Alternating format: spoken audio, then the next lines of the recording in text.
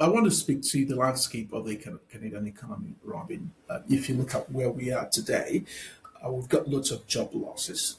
The economy is a bit shaky. But if you look at that landscape, we've got lots of SMEs, about 1.1 million SMEs in Canada today. And that bifurcation says a small SMEs are 1 to 9 levels employer, and the medium would be 100 to 499 employees, and then the large would be 500 and above. Now, if you look at all of these, and what they provide in the economy is huge. They've got great capacity. Now, SMEs in Canada provide at about 50 plus, or about 58% of employers, sorry, of employees, right? So in terms of employability, they provide 58% of employment in Canada. And then if you looked at the GDP from the private sector end, that's about 50%. So 50% GDP from the private sector end, and then about 58% of employees in Canada are housed by SMEs.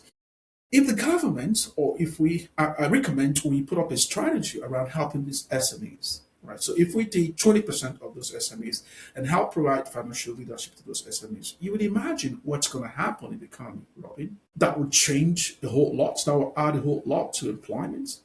And that will reject the GDP, or the private sector GDP in Canada, and position this country on a great growth trajectory.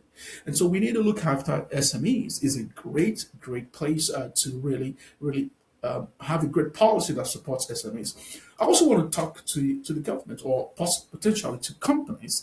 One of the problems, I was in Calgary last year, and the call was for SME participation in government in procurement, and the military procurement. And one of the questions I did ask the moderator was, well, the call for SMEs to participate in government procurement is a great idea. But have you thought about the problems and the challenges SMEs face day to day? They said, no. I said, do you know that if we supplied, I as an SME, for example, supplies the government a product, it takes about, or service, it takes about 30 days or plus for the government to pay, or more for companies to pay.